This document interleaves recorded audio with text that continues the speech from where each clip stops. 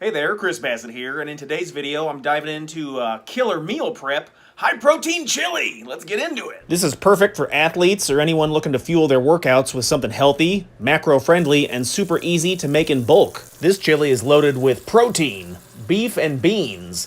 So go ahead and grab yourself some pinto beans. I prefer the dry beans, so you gotta let these soak overnight. I get the 4-pound bag from Walmart. You wanna use 2 cups. So 2 cups would be a good balance between the meat and the beans. Letting it soak overnight will allow the water to absorb to the beans. They cook smoother, taste better.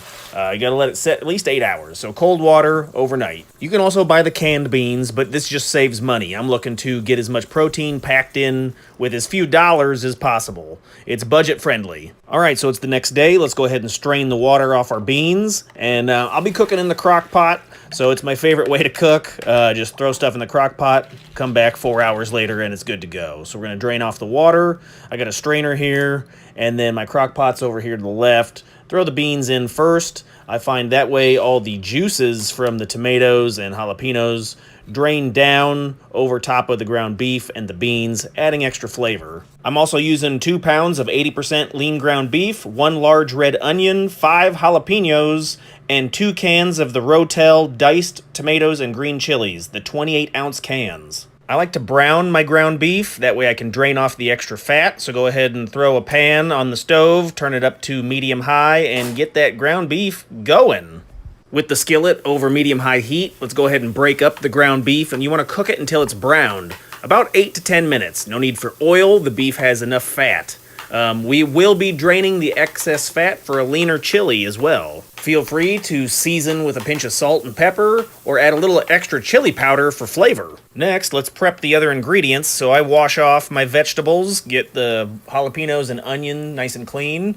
We're gonna chop it up and then remove the stems. The other thing to think about is you may want to remove the seeds for less heat. I enjoy the seeds because I like it hot. So I'm going to leave those in, but you could wash the seeds out, and that will make a milder chili. So let's go ahead and dump the jalapeños in the crock pot, and we're ready for the next set.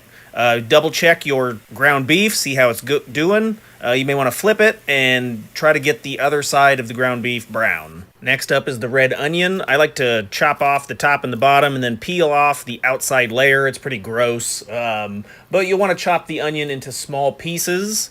So we'll go ahead and peel off the outside, rinse it off real good, and then chop her up. I like big chunks of onion, so I'm not going to dice it.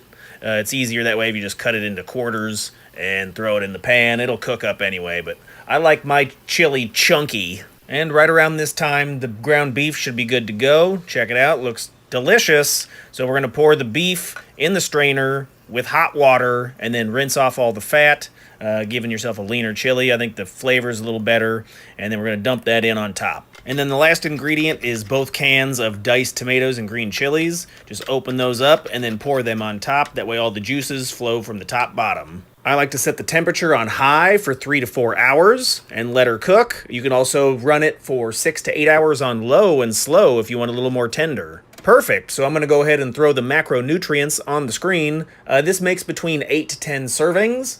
Chili's high protein, which is clutch for muscle repair and after heavy lifts. 38 grams of protein per serving hits the sweet spot. The carbs from the beans and tomatoes, about 23 grams per serving, give you energy for your workouts without overloading you. And the fats, mostly from the beef, support hormone production. Get that testosterone. I do like to throw cheese on top of my chili. That'll add a little bit more protein, a little bit more fat, but it tastes so much better. And there we go. I had my dinner, and then I'm going to go ahead and throw the other 7 servings in some Tupperware, throw it in the freezer. That way I've got meals for the rest of the week. Easy meal prep. Hey, check out some other videos over here. I got some Amazon links down in the description. Check out those links. Help support. Really appreciate it. Any other questions or comments, put those below. Thanks.